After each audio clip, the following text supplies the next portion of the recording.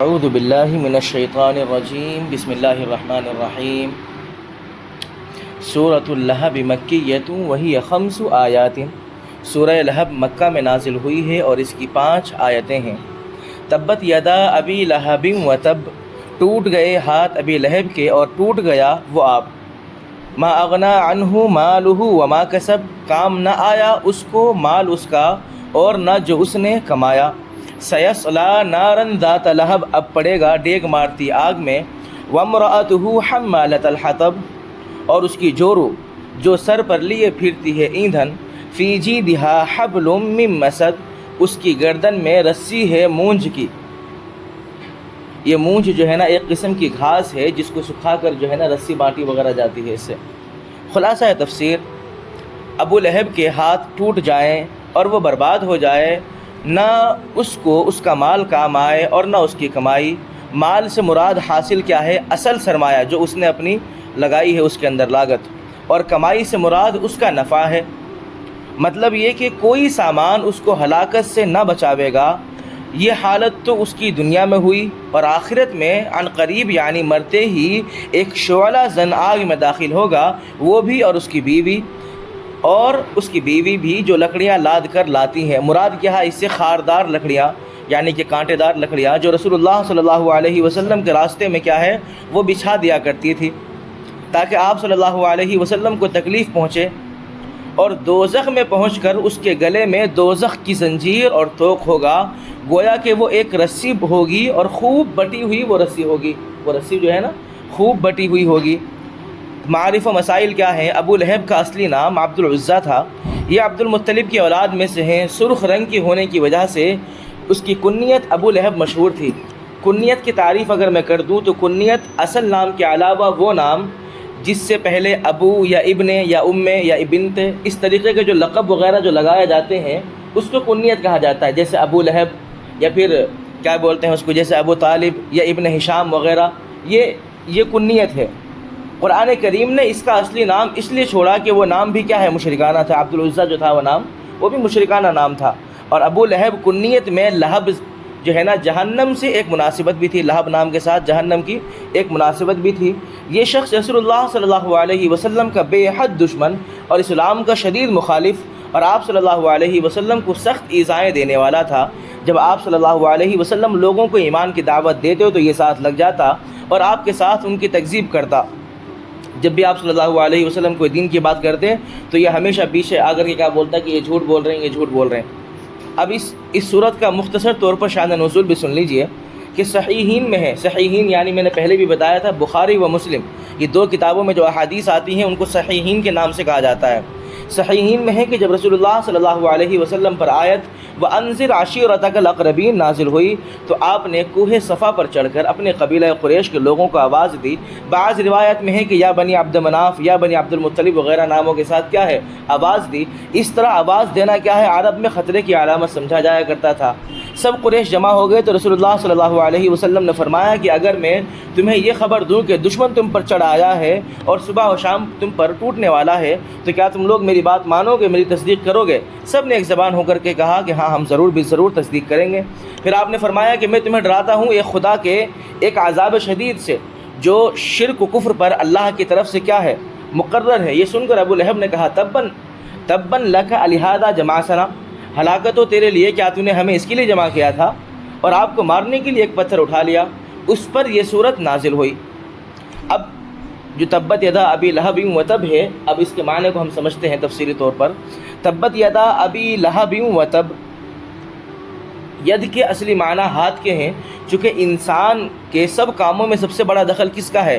ہاتھوں کو ہے، اسی لیے کسی شخص کی ذات اور نفس کو ید سے تعبیر کر دیا جاتا ہے، یعنی اس کے نام کے علاوہ کیا ہے اس کو لفظ ید سے تعبیر کر دیا جاتا ہے اس کو، جیسے قرآن میں ہے کہ بما قدمت یدا کا۔ اور بحقی نے ابن عباس رضی اللہ تعالی عنہ سے روایت کیا ہے کہ ابو لہب نے ایک روز لوگوں سے کہا کہ محمد صلی اللہ علیہ وسلم کہتے ہیں کہ مرنے کے بعد فلاں فلاں کام ہوں گے، پھر اپنے ہاتھوں کی طرف اشارہ کر کے کہنے لگا کہ ان ہاتھوں میں ان چیزوں میں سے کچھ بھی آیا نہیں۔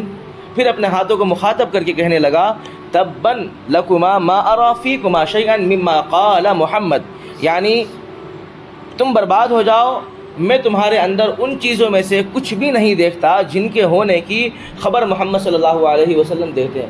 یعنی وہ اپنے ہاتھ کو دیکھ کر کے اس طریقے سے کہہ رہا ہے ابو لہب کہ میں تمہارے اندر ان چیزوں کے بارے میں کچھ بھی نہیں دیکھ رہا ہوں جس کے بارے میں محمد کہا کرتا ہے کہ مرنے کے بعد یہ عذاب ہوگا. میں تو ایسی کوئی چیز اپنے ہاتھوں میں نہیں دیکھ رہا ہوں.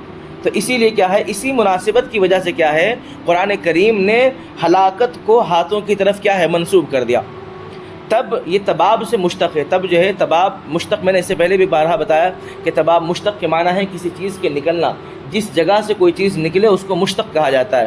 تو تباب جو لفظ ہے اس سے یہ تب نکلا ہے جس کے معنی ہے ہلاک و برباد ہو. اس آیت میں پہلا جملہ جو ہے یعنی تبت یدا ابی لہب، یہ پہلا جملہ ہے. وتب دوسرا جملہ ہے. وتب دوسرا جملہ ہے اس آیت کا. تو تبت یدا ابی لہب جو پہلا جملہ ہے بطور بددعا کے ہے، یعنی ابو لہب کیا ہے ہلاک ہو جائے. اور دوسرا جملہ یعنی وتب جملہ خبریہ، یعنی کہ وہ پہلے ہی خبر دینے کے ہے کہ وہ برباد ہو گیا، وہ تباہ ہو گیا، اس کا ہاتھ ٹوٹ ہی گیا. گویا بددعا کے ساتھ اس کا اثر بھی کیا ہے اللہ رب العزت نے قرآن میں پہلے ہی بتلا دیا کہ وہ ہلاک ہو گیا. اور جملہ بددعا کا مسلمانوں کے شفائے غیظ کے لیے اللہ نے ارشاد فرمایا، کیونکہ جس وقت ابو لہب نے آپ کی شان میں تبن کہا یعنی صلی اللہ علیہ وسلم کی شان میں، تو مسلمانوں کے دل کی خواہش تھی کہ وہ اس کے لیے بددعا کریں، یعنی اللہ کے نبی اس کے لیے کیا ہے بددعا کریں. تو حق تعالیٰ نے گویا مسلمانوں کے دل کی بات خود ہی فرما دی اور ساتھ ہی یہ خبر بھی دے دی کہ یہ بددعا اس کو لگ بھی گئی اور وہ ہلاک ہو گیا. وقت سے پہلے ہی اللہ رب العزت نے کہا کہ یہ بددعا میں نے دی تو ہے اس کو، اور یہ لگ بھی گئی اور وہ ہلاک بھی ہو گیا. قرآن نے اسی ہلاکت و بربادی کی خبر جو پہلے ہی دی تھی اس کا اثر یہ ہوا کہ واقعہ بدر کے بعد 7 دن کے بعد اس کے طاعون کی گلٹی نکلی. طاعون اس کو کہتے ہیں کہ بغیر منہ کا پھوڑا یا گانٹھ نکلنے کو طاعون کہا جاتا ہے.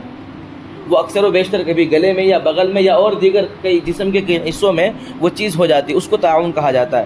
اس کا منہ نہیں ہوتا، وہ درد اور تکلیف تو اتنی دے گا وہ زیادہ، لیکن اس زخم کا کوئی منہ نہیں ہوا کرتا، اس کو طاعون کہا جاتا ہے. طاعون کی گلٹی نکلی جس کو عرب میں کیا ہے عدسہ کہتے ہیں، عرب کی زبان میں عدسہ کہتے ہیں. مرض دوسروں کو لگ جانے کے خوف سے کیا کرا، سب گھر والے نے اس کو الگ ڈال دیا، یہاں تک کہ اسی بے کسی کی حالت میں مر گیا. اور 3 دن تک اس کی لاش کیا ہے یوں ہی پڑی رہی. جب سڑنے لگا تو مزدوروں سے اٹھوا کر دبوا دیا. انہوں نے کیا کرا، مزدوروں نے ایک گڑھا کھودا اور کھود کر اس کے اندر کیا ہے اس کی لاش کو لکڑی سے ڈھکیل کے اندر ڈال دیا اور اوپر سے پتھر بھر دیا اس کے اندر، تاکہ اس کے اندر جو بیماری ہے وہ ہوا وغیرہ کے ذریعے سے کسی بھی ذریعے سے اڑ کر کے کسی انسان کو نہ لگ جائے. یہ اس کا حال ہوا. ما اغنا، اب دوسری آیت کے اوپر جاتے ہیں. ما اغنا عنہ مالہ وما کسب. ما کسب کے معنی ہے جو کچھ اس نے کمایا. اس سے مراد وہ منافع تجارات وغیرہ بھی ہو سکتے ہیں جو مال کے ذریعے حاصل کیے ہے نا، جو اس نے لگایا اس کے ذریعے سے جو اس کا فائدہ ہوا، اس سے وہ بھی مراد ہو سکتا ہے، جیسا کہ میں نے خلاصہ تفسیر میں آپ کو کہا. اور اولاد بھی اس سے مراد ہو سکتی ہے، کیونکہ اولاد کو بھی کیا ہے انسان کی کمائی کہا جاتا ہے. حضرت عائشہ رضی اللہ تعالی عنہ فرماتی ہیں کہ رسول اللہ صلی اللہ علیہ وسلم نے فرمایا کہ جو آدمی یعنی کہ جو کھانا آدمی کھاتا ہے اس میں سب سے زیادہ حلال طبیب وہ چیز ہے جو آدمی اپنی کمائی سے حاصل کرے، اور آدمی کی اولاد بھی اس کے کسب میں داخل ہے. آدمی کی اولاد بھی اس کے کسب میں داخل ہے، یعنی اولاد کی کمائی کھانا بھی اپنی کمائی سے کھانا ہے، اپنی کمائی سے کھانا ہے. اس لیے حضرت عائشہ رضی اللہ تعالی عنہ اور مجاہد رحمۃ اللہ علیہ اور عطا اور ابن سیرین رحمۃ اللہ علیہ وغیرہ نے اس جگہ ما کسب کی تفسیر اولاد سے کی ہے. اس جگہ جو ہے ما کسب کی تفسیر، جو لفظ ما کسب اس کی تفسیر کس سے کی ہے، اولاد سے کی ہے، کیونکہ ابو لہب کو اللہ تعالیٰ نے مال بھی بہت دیا تھا، اولاد بھی. یہی دونوں چیزیں کیا ہے ناشکری کی وجہ سے اس کو کیا ہے فخر و غرور اور وبال کا اس کے سبب بنی. حضرت ابن عباس رضی اللہ تعالی عنہما فرماتے ہیں کہ جس وقت رسول اللہ صلی اللہ علیہ وسلم نے اپنی قوم کو اللہ کے عذاب سے ڈرایا تو ابو لہب نے یہ بھی کہا تھا کہ جو کچھ یہ میرا بھتیجا کہتا ہے اگر وہ حق ہی ہوا تو میرے پاس مال اور اولاد کیا ہے بہت ہے، میں اس کو دے کر اپنی جان بچا لوں گا. اس پر یہ آیت نازل ہوئی، اس بات پر یہ آیت نازل ہوئی. کس کے قول کے مطابق؟ حضرت ابن عباس رضی اللہ تعالی عنہ فرماتے ہیں یہ چیز کیا آیت نازل ہوئی، ما اغنا عنہ مالہ وما کسب، یعنی جب اس کو خدا تعالیٰ کے عذاب نے پکڑا تو نہ اس کا مال کام آیا نہ اولاد.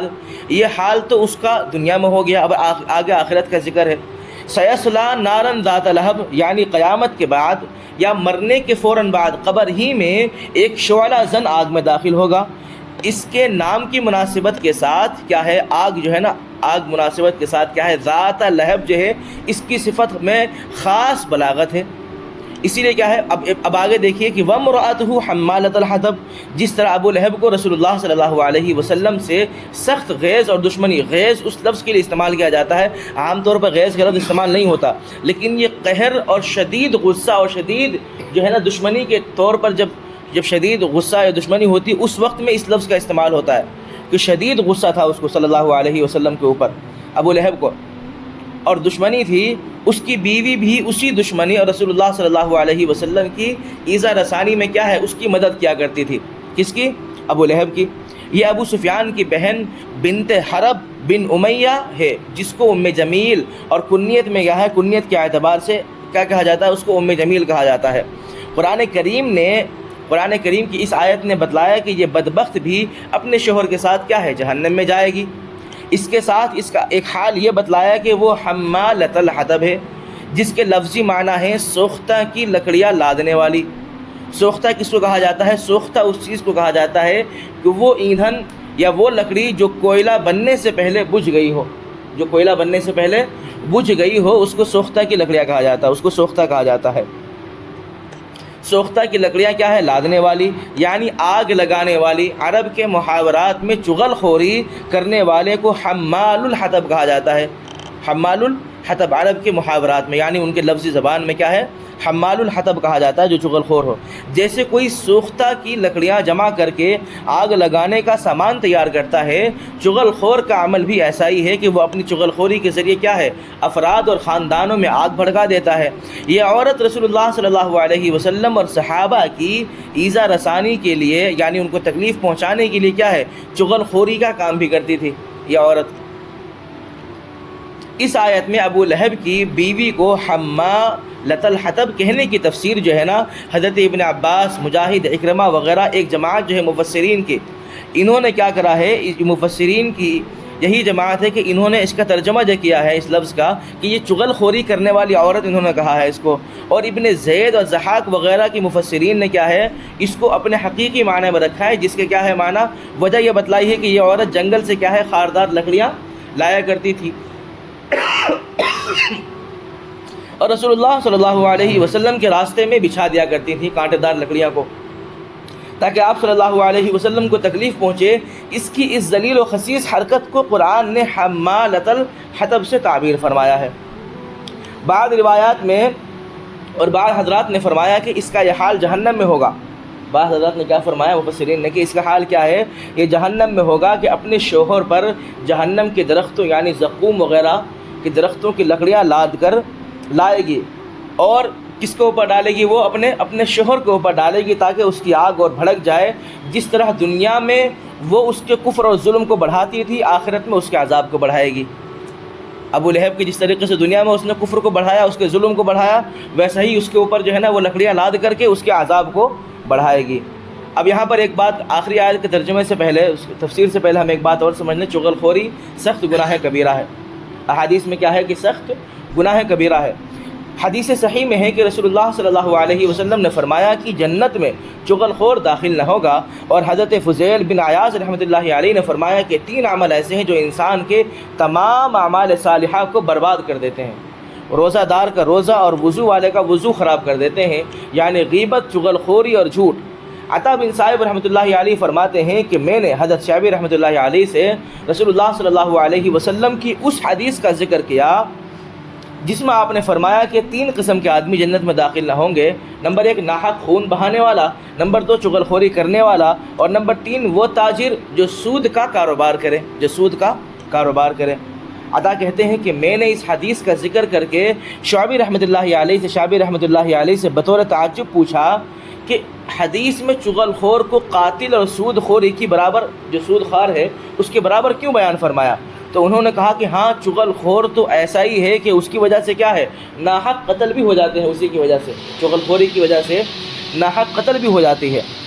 اب آگے جو ہے نا ہم فی جیدھا حبل من مسد کی تفسیر پڑھتے ہیں۔ مسد بسکون السین، یعنی کہ سین پر سکون کے ساتھ، میم سین زبر مس، ٹھیک ہے، مصدر ہے۔ مصدر کس کو کہا جاتا ہے؟ شروع ہونے یا نکلنے کی جگہ کو مصدر کہا جاتا ہے۔